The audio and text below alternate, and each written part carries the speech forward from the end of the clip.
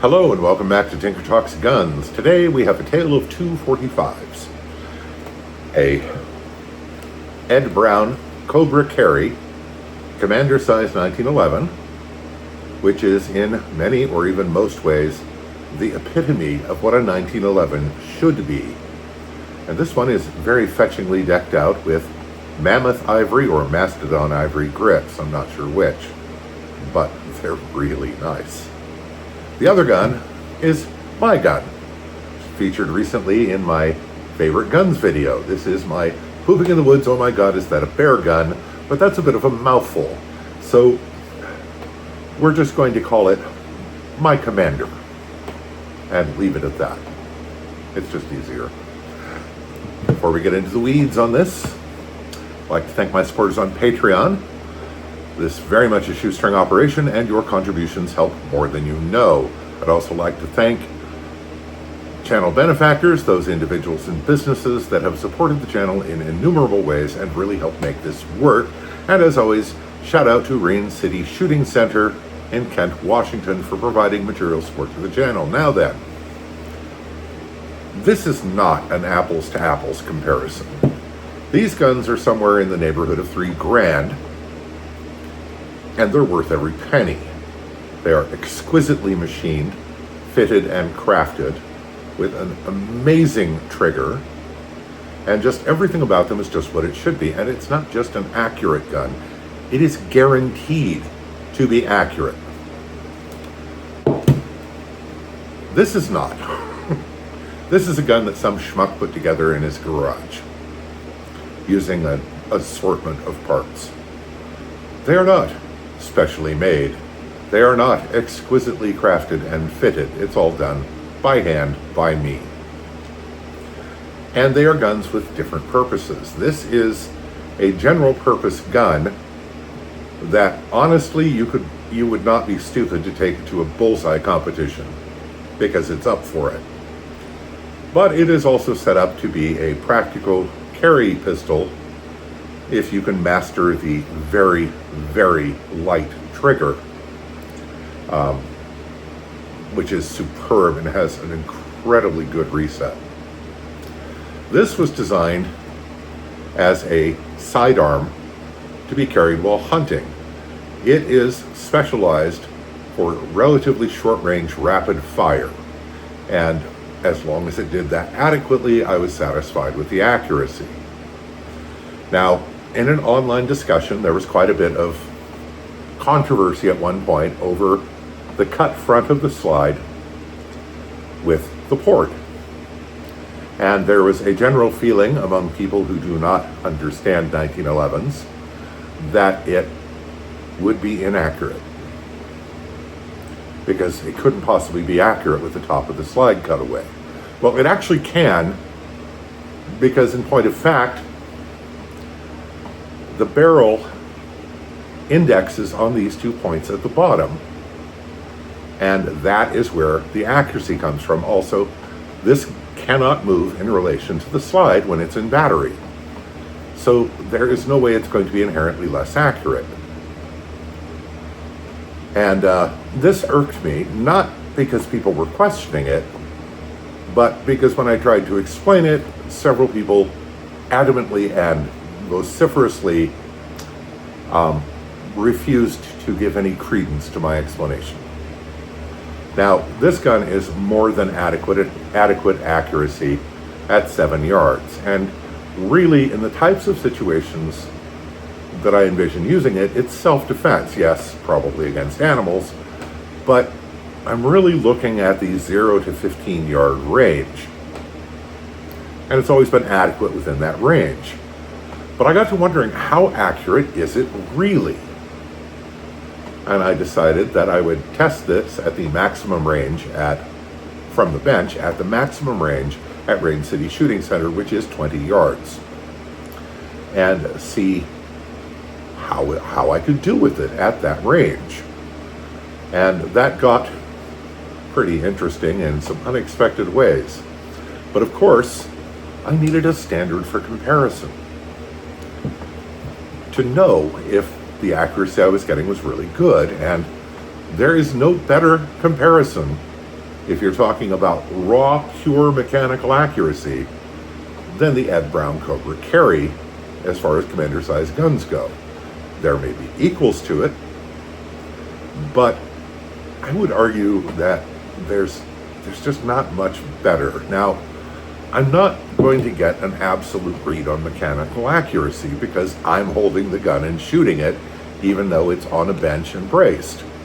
But I am still a variable in the equation, and that turned out to matter significantly because while this, in theory, has a dot front sight, in practice, for all practical purposes, it's black, because that dot just does not show up well. And that meant that I had to select my targets carefully to be able to realize the potential accuracy of this gun. And of course, it was still let down by my relative lack of skill at shooting 1911s from the bench.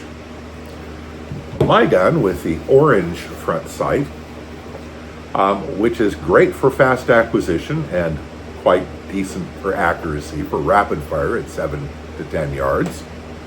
At 20 yards, it turned into kind of a semi-indistinct orange blob, which was not conducive to the best possible accuracy. So I wound up shooting these at two different targets that maximized the utility of their sights. And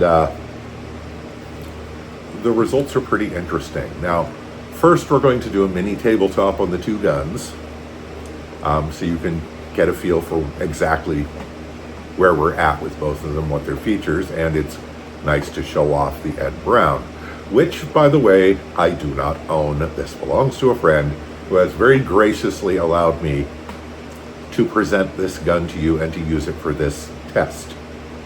So let's go to the tabletop.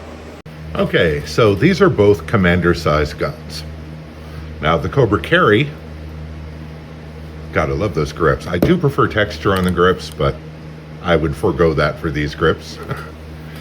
Is beautifully made, beautifully machined. There is zero play in the slide, and it is just gorgeously made. It's a standard bushing style gun without a full-length guide rod.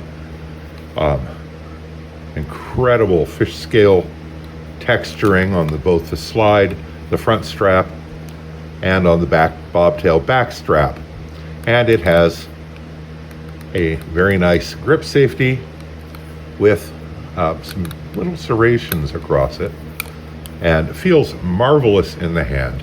And as I say, there is no play, and it is glass smooth. It is really fantastic. Now, the gun I put together in my garage does not have precision machine components. It is a Sistema Colt frame with hand-cut 20 line per inch checkering, hand-cut 20 line per inch checkering on the back strap, a homemade bobtail. It does have a grip safety that has a nice speed bump and has been cut and blended very, very high for the highest possible grip. And it's fine. There is barely perceptible play in the slide to frame fit, and it is very smooth.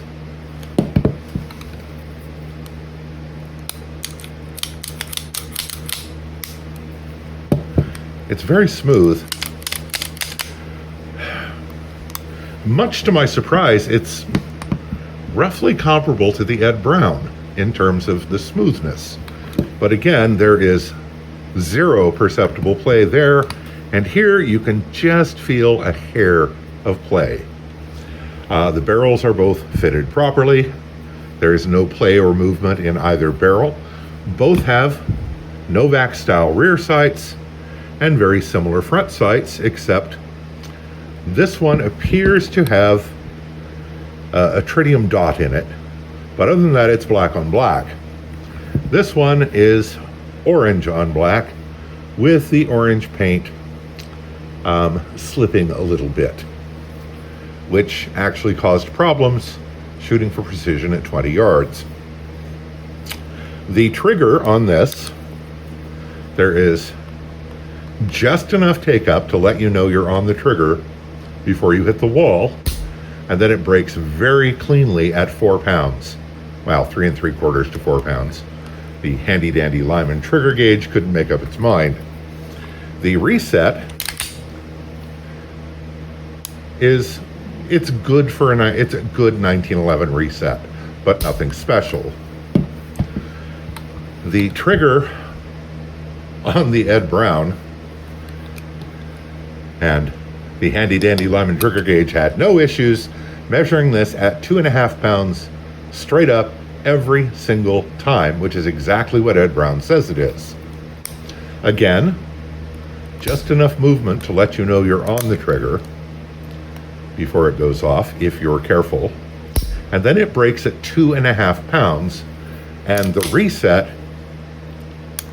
is almost microscopically short. This is as good as my ASI shooting race gun in terms of reset, and it is superb. Now, I would want to do a lot of training with this gun before I would trust myself to carry it, because man, that trigger is light and short. But it's a fantastic gun. It's delightful to shoot, and just everything about it, the fit and finish, everything is absolutely impeccable. There are some marks from, wear and stuff, but very, very few even of those. And again, this is sort of everything a 1911 commander size gun can be. This is what I kludged together,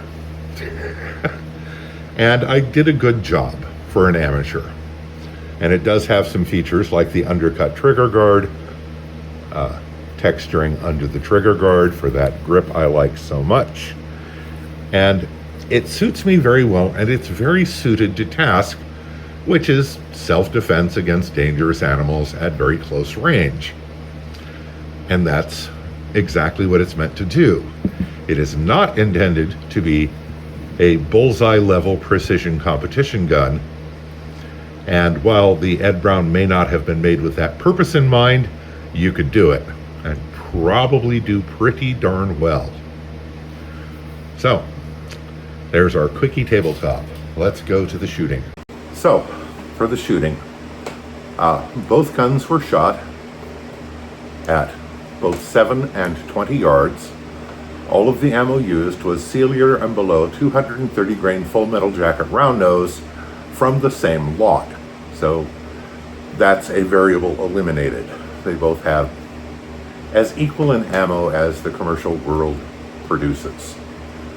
And again, I'd never fired this gun before, so I did some shooting at 7 yards just to kind of get dialed in, as you will see. And this gun I am intimately familiar with, but 99% of my shooting of it has been rapid fire at 7 to 10 yards.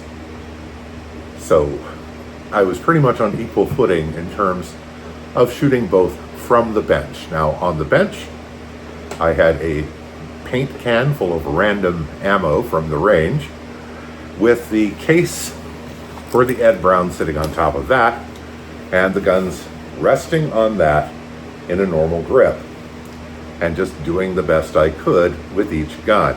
That was at 20 yards. At 7 yards, I was firing off, standing unsupported. So let's have a look at that and see how that went.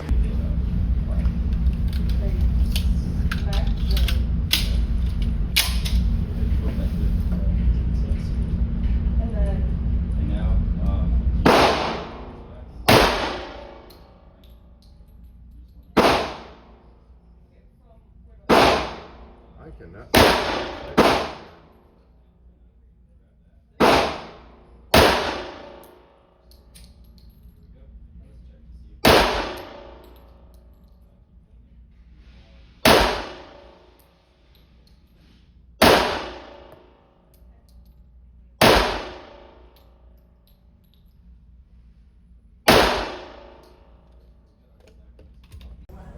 Okay, I forgot to film my first shots, or my first double taps, so let's do it again.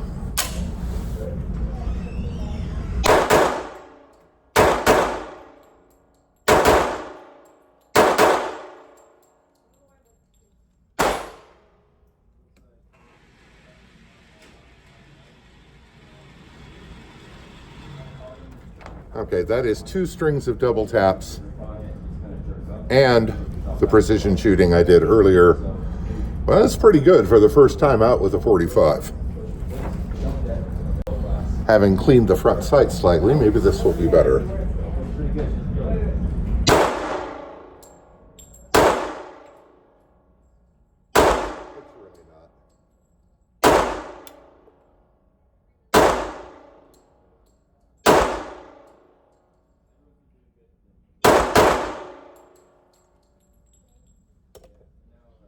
I get whimsical. What can I say?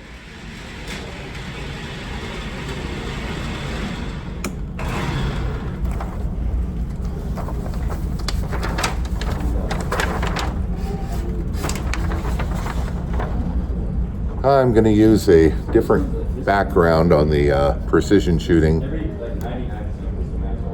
because I'm having too much trouble seeing the front sight, but damn. 1, 2, 3, 4, 5, 6, 7, and there's an 8th one in there somewhere. Huh. Whew. Get settled in.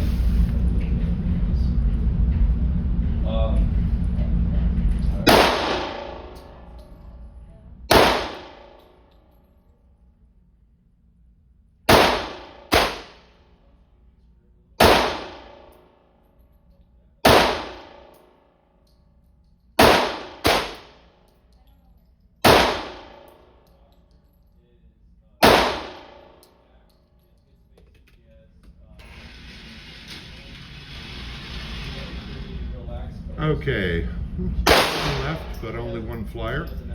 Yeah, that's acceptable. Okay, from the bench with a rest, shooting at the left center target with the Ed Brown. And hallelujah, I can see the sights.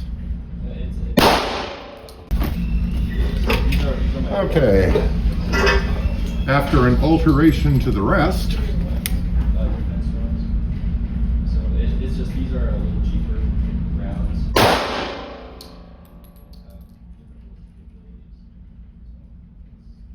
want to use that.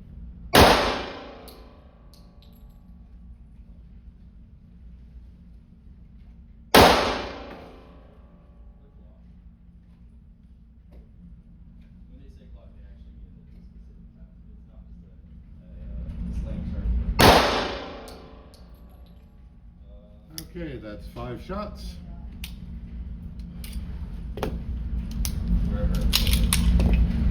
And no, not to take anything away from the Ed Brown, because the misses are probably all me. Still not the ideal sights for my eyes, but much better on the lighter colored target.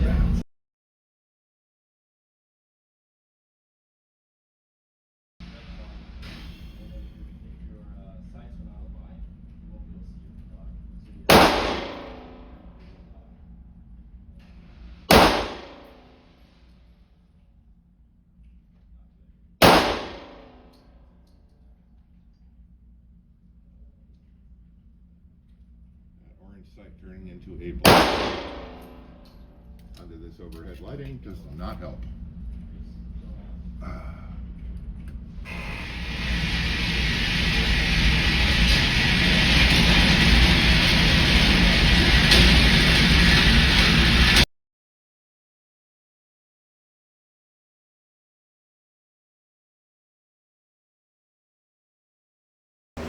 The differences in the sights made that a little more problematic than I had expected, but it is what it is. Now, in terms of the accuracy I could produce firing these guns by hand, there wasn't that much difference. I had more flyers with my gun because it does not have as good a trigger, and against the targets you're using, the sights are not as precise, and this orange really needs to be repainted, and again, at 20 yards in the ambient lighting, it kind of turned into a blob, which is not conducive to superb accuracy. Shooting the Ed Brown accurately was dramatically easier, and a lot of that was down to the trigger and the more precise sight picture once I was shooting at a light colored target. Now again, if both of these guns were placed in a ransom rest, a mechanical bench rest, I have no doubt at all that the Ed Brown would produce tighter groups. But it doesn't look like they would be much tighter. And again, the limitation on accuracy in this test was me, not the guns. I can only shoot so tight a group at 20 yards. But again, it was dramatically easier with the Ed Brown. And this is a fantastic gun. I am quite jealous of my friend. But once again, this gun has the mechanical potential for accuracy. And it is quite accurate at 20 yards.